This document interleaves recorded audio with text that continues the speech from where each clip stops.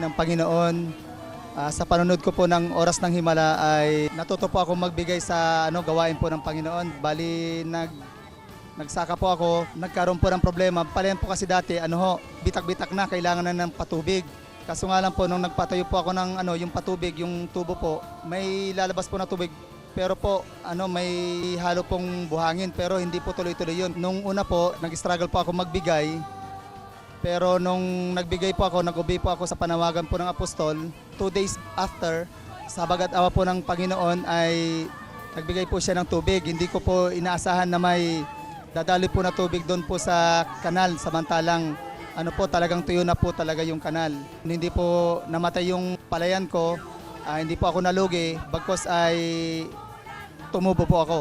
Yung patuloy ko pong pagbibigay, sa bagat awa po ng Panginoon, hindi po tayo nawawalan. Binebless pa nga po ako ng mga kapatid ko sa abroad po.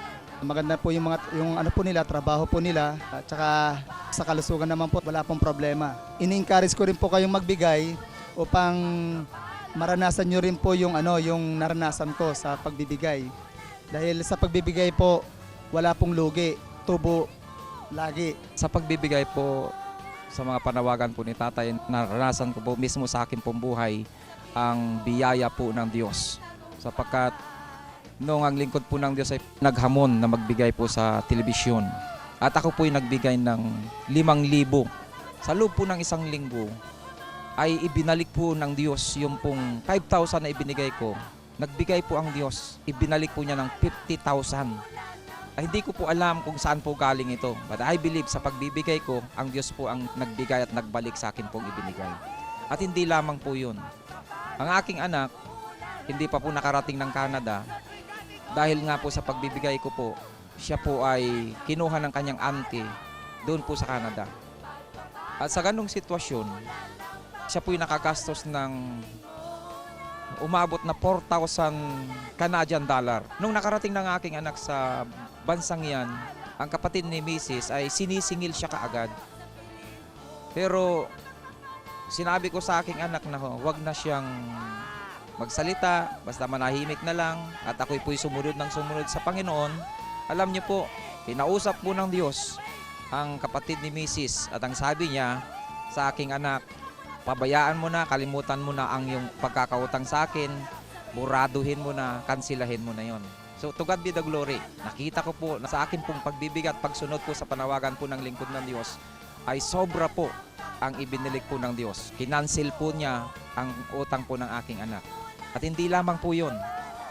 Ang isa po nating kongregasyon na yung kanyang asawa ay nandun din sa Canada, ganon din pong presyo, ganon din pong amount yung kanyang pera na nautang dahil siya po ay pinapunda doon sa Canada at sinisingil din po siya. Pero ang ating pong kapatid na ito ay nagbibigay, sumusunod sa panawagan po ng tatay.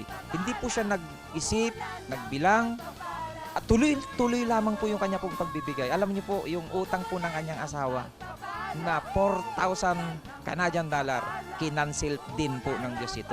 So to God be the glory. Alam ko na sa pagbibigay at pagsunod po natin sa panawagan po ng tatay, I believe na ito po ibabalik ng Diyos na ganun din. Anong aking naranasan ay iyo rin pong mararanasan. Noon, ang buhay po namin talaga lang mahirap. At pagdating ng pera sa amin, bayad lang ng utang, wala na. Ngayon, nung nakarating ako sa Jesus is Our Shield, na natuto ako magbigay, lalo na sa mga panawagan ni tatay, sa mga pagtungo niya sa ibang bansa, nagmamadali kami kasi yung dating ng blessing, talaga namang grabe po.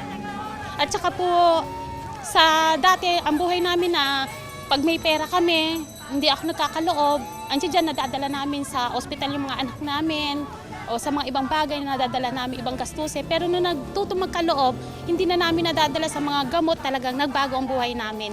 At saka sa trabaho ko po dati, dealer lang po ako ng Natasha. Ngayon po, may sarili na po ako, nag-RTW ako. Sarili ko na pong puhunan yon, business na po namin.